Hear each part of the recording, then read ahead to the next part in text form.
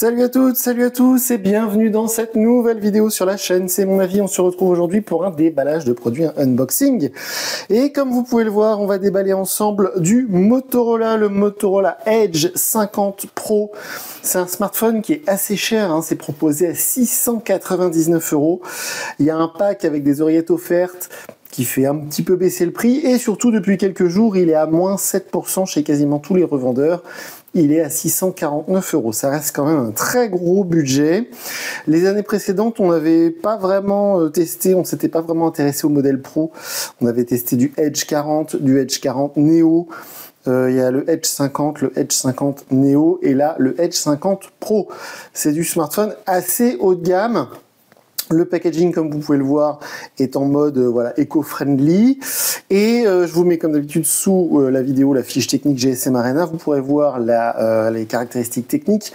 Mais il faut savoir que la seule version qu'on peut acheter chez nous en France, que ce soit chez Darty ou chez Boulanger, c'est la version 512 Go de RAM et 512 Go de stockage pardon, et 12 Go de RAM. Donc c'est la version la plus chère. Il existe des versions avec moins de stockage et moins de RAM, mais elles ne sont pas distribuées, elles ne sont pas vendues chez nous. Et je l'ai commandé dans le Moonlight Pearl, le blanc nacré, parce que ça fait plusieurs semaines que ce smartphone est sorti. Plusieurs semaines que je le guette, mais je vous avoue que c'était pas forcément ma priorité parce qu'à 700 € du Motorola, ça fait quand même un peu cher et surtout qu'ils sont tellement forts Motorola sur les produits entrée de gamme. Le G34, le G54, tout ça, ce sont des téléphones qui sont toujours très intéressants au niveau rapport qualité-prix. Donc les modèles haut de gamme chez Motorola, par exemple les Razr, l'année dernière, Razr 40 et Razr 40 Ultra m'avaient beaucoup déçu. Le téléphone, on va le mettre de côté juste un instant, alors qu'il essaie de s'enfuir de cette petite pochette. Dans la boîte, voilà, j'avais bien senti qu'il y avait un truc qui était caché dedans. On va les sortir, voilà. Donc, dans cette petite pochette, qu'est-ce qu'on va voir? On a une coque offerte. Alors, je rappelle que depuis 2014, Motorola, la partie mobile Motorola, donc les smartphones, ça appartient à Lenovo, donc ça n'a plus rien d'américain. Au contraire, c'est très chinois. Et j'en veux pour preuve cette odeur très très forte que j'ai à chaque fois que je déballe un Motorola, une odeur de colle, une odeur de solvant qui est franchement très désagréable et il n'y a que chez eux que ça fait ça. Bref. Donc par contre, ce qui est bien, c'est que vu que c'est chinois, justement, ils sont très, très bien placés généralement au niveau du rapport qualité-prix. Pour les plus anciens d'entre vous, il y a eu du Motorola Android, je dirais Made in America, même si bien évidemment c'était pas fabriqué en Amérique. C'était en 2010-2011, mais du coup Motorola ils avaient quand même un peu loupé le virage smartphone, le virage Android, et c'est pourquoi Lenovo a racheté tout ça. Vous voyez que la coque c'est une coque rigide, et c'est que sur l'arrière du smartphone, et le dessus et le dessous évidemment, mais pas sur les côtés parce que Edge, ça signifie rebord, et on va le voir dans un instant, ça fait partie des derniers smartphones je pense, avec les bords incurvés, les bords de l'écran incurvés, parce que cette technologie a de plus en plus de mal à convaincre. Je sais que de très nombreux commentaires sur les vidéos et sur certains forums spécialisés disent que on ne veut plus d'écran incurvé parce que c'est très fragile et ça n'apporte rien. Donc je pense que c'est dans les derniers, il y a encore Honor qui fait beaucoup ça. Alors, une chose intéressante sur ce modèle, hormis les 12 Go de RAM et le Qualcomm Snapdragon 7 Gen 3, c'est la recharge. Il y a deux choses que je vais inaugurer avec ce modèle. Pourtant, sur la chaîne, on teste à peu près 50 smartphones par an. Donc, depuis 7 ans, autant vous dire que des téléphones, j'en ai vu passer. Eh bien, il y a deux choses qui voilà, ça va être une exclusivité, une première, on va dire. 125 watts. On avait déjà eu des chargeurs de 120 watts, notamment chez Xiaomi. Mais là, c'est du 125 watts. Le chargeur est monstrueux. Il est super lourd. Il faudrait que je le pèse, mais je me demande s'il pèse pas plus lourd que le téléphone. C'est assez hallucinant. C'est un USB-C en plus. Donc là, autant vous dire que le chargeur, il y en a au moins pour 50 balles. 125 watts, c'est du délire. C'est la première fois que je vais avoir aussi puissant en recharge. Et la deuxième chose assez exclusive, en tout cas la première fois que je vais expérimenter ça sur ce smartphone, c'est l'écran. On va y revenir dans un instant. C'est un écran 144 Hz OLED. J'avais eu que du 120 Hz jusqu'à présent. Donc là, c'est un câble USB-C vers USB-C. Et attention, le câble là, il faut pas le perdre. Il faut bien il faut bien le garder sous la main. Parce que un câble qui prend 125 watts en USB-C, autant vous dire que c'est assez rare, puisque même mon câble référence entre guillemets que vous avez vu dans la vidéo que j'ai fait sur C'est mon avis 2, la chaîne secondaire C'est mon avis, eh bien c'est un câble que j'avais payé assez cher de la marque, je sais plus si c'est pas un câble Ugreen, et il fait 100 watts. Et là c'est 125 watts, donc c'est vraiment, comme disent les jeunes, c'est une dinguerie. On enlève le petit papier, qui protège pas grand chose, faut bien l'avouer. Oh, c'est très beau. Oh là là là là. Ah, c'est super beau. Ah, c'est très chouette. Je sais pas pourquoi il y a un petit point, on dirait un défaut, c'est bizarre. Mais c'est très très beau, hein. Pour le coup, ça fait vraiment nacre. On dirait vraiment de la nacre. C'est très beau, c'est très original. C'est la première fois que je vois ça, donc je regrette pas. Il y avait une espèce de violet, mais qu'on a déjà vu et revu chez Motorola. Quasiment tous les ans, ils nous font le violet. Donc, wow, c'est chouette. Au niveau des capteurs, alors moi, je vais tester ça, mais il y a un capteur téléphoto.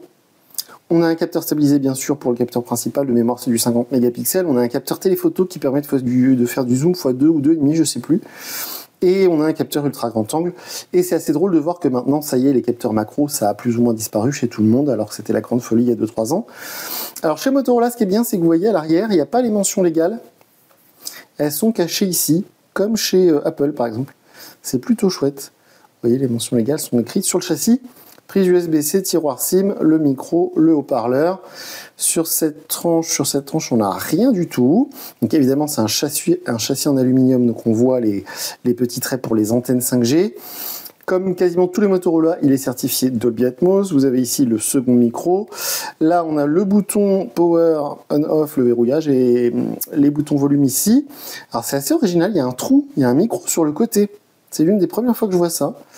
J'ai oublié de préciser que je filme cette vidéo avec le Poco F6 qui vient de sortir. Poco F6 donc, et je filme en 4K 60 images secondes. Et je suis en train de regarder, mais il n'y a pas de protecteur d'écran préappliqué. Il y a un écran qui est bien évidemment, je dis bien évidemment parce qu'à 700 € le smartphone, oh c'est sympa l'écran. Et donc c'est un écran qui est protégé par Gorilla Glass, de mémoire Gorilla Glass Victus, mais je suis pas sûr. Donc c'est un écran comme je vous le disais, alors j'ai vu POLED de mémoire, hein, je vous dis ça, mais surtout ce que j'ai retenu c'est que c'est 144 Hz. Ça c'est voilà, c'est une avancée on va dire technologique. Alors si vous faites pas du jeu, honnêtement, entre 120 et 144 Hz, vous ne verrez aucune différence. C'est très joli ce Hello Moto, ça change un peu. Alors, je ne sais pas pourquoi la vidéo a été coupée. Donc je disais que auparavant, quand on déballait un Motorola, quand on l'allumait pour la première fois, il y avait un vilain son qui faisait Hello Moto, un peu kitsch. Je suis content de voir qu'ils l'ont enlevé, c'était pas terrible. Et je préfère cette nouvelle présentation. Alors bien évidemment, c'est du Android 14. Par contre, vous le savez si vous regardez souvent nos vidéos, chez Motorola, il n'y a pas vraiment d'interface. Ils personnalisent un peu Android, mais c'est pas comme chez Xiaomi avec HyperOS ou avec MIUI. C'est pas comme chez OnePlus avec Oxygène. C'est pas comme chez Samsung avec One UI, c'est-à-dire qu'il n'y a pas vraiment de nom à cette interface. Une chose est sûre, c'est que, voilà, ils forcent toujours, hein, ça n'a pas changé. Chez Motorola, ils aiment bien faire ça. Mais voilà, ce que j'aime bien chez Motorola au niveau de l'interface, c'est que ça ressemble beaucoup à du vrai Android. Il y a peu de personnalisation, mais pour le coup, c'est pas forcément une mauvaise chose. Je préfère ce genre d'interface très épurée plutôt que le genre de truc comme chez Honor, par exemple, qui est plus ou moins loupé à tous les niveaux. Donc, je suis pas dépaysé. Donc, c'est du Motorola, mais il y a un petit peu de modernisation quand même. Hein. Déjà, tout le processus qu'on vient de faire là, et le gros widget avec l'heure. Ça, c'est quelque chose d'assez nouveau aussi. Donc, je suis curieux d'aller... alors, avant de se quitter, on va aller vérifier si j'arrive à accéder aux paramètres du téléphone. Voilà. On va aller vérifier. C'est très, très fluide. La version... Donc, on est bien sur 12 Go, donc plus 4. Alors, ça, c'est la nouvelle mode, hein, l'extension de RAM. Donc, 50 mégapixels, blablabla. L'écran, nom de l'appareil, stockage. Où est-ce que c'est la version logiciel, système... Oh, à chaque fois, on galère pour trouver système, c'est quand même dingue, ça. Bon, bah sinon, tant pis. Mise à jour, il va pas nous en parler. Bon, bah tant pis. C'est peut-être un détail de l'appareil. Oh, version Android 14, voilà, c'est bien précisé ici. Donc ce smartphone, bien évidemment, je vais y mettre ma carte SIM, mes applications favorites, je vais l'emmener partout avec moi pendant plusieurs jours, je vais essayer de prendre un maximum de photos, de tester ses performances, son autonomie. Je vous ai pas parlé des bordures d'écran, vous voyez que c'est bien un écran incurvé, hein, mais il y a quand même des bordures assez épaisses, entre guillemets, bon, ça reste assez fin, hein, en haut et en bas. Voilà, bon, c'est pas gênant, elles sont symétriques. Mais voilà, autant le noter tout de suite. Donc ce téléphone, bien évidemment, je vais le tester à fond. Il est assez léger, hein, 180 grammes, c'est vu la taille de l'engin, c'est assez cool. A priori, 5000 mAh de batterie. Donc ça aussi, c'est le genre de truc que je vais tester, hein, bien sûr, l'autonomie.